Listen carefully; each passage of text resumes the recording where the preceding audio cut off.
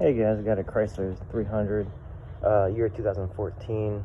A lot of stuff has come up about how to fill the transmission fluid. So this car, it slips and it jerks. It's kind of weird, but my engine and trans temperature seems to be fine, which is open to a lot of opinion about being 190 degrees and below.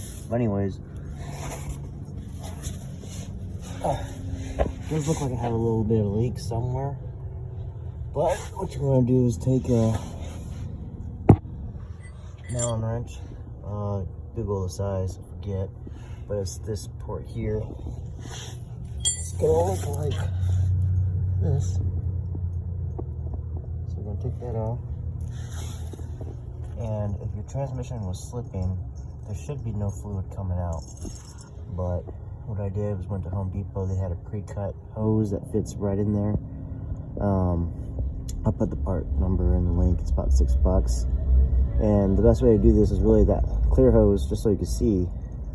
I ran it to the engine bay.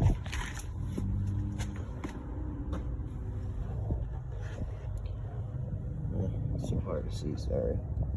I ran it to the engine bay. And I just put a funnel. And right now I'm trying to just use a sealer. There's a really good transmission product that actually helped me on my Jeep a long time ago. That was this. But I'm trying to go with a different brand just to see. But this thing works awesome. Literally had a Jeep Wrangler that had the 4.0, great transmission, but I did tow something for way too long, way too much tongue weight, and it was jerking. I thought the transmission was done. Put the stuff in it and it worked perfectly. So this is well worth it, about $12. I don't know how it works, but it does.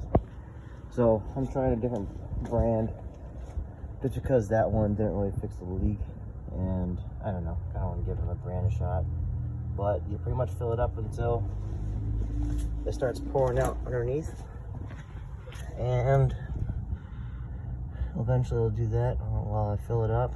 And then once you do that, you just put back on that cap. I like to jack up the car way up high so I can try to fill it up as best as possible with even a little bit more. But that'll fix your transmission slipping, just adding fluid. I have all these other weird PCM, transmission module, codes, but it all goes away when, and works fine once you just fill it up with fluid. I just hate how they have the setup where it's really hard to fill. So get that hose, run it up there. Heck, you can even zip tie it and leave it there, but just put the net on and you'll just have your hose there for next time. I'm gonna degrease all this with the foaming degreaser. The foaming degreasers work the best.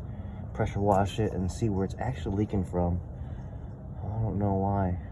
I haven't really seen too much forums about leakage, so I don't know, maybe the transmission overheated too much at one time and ruined the gaskets. I don't know, but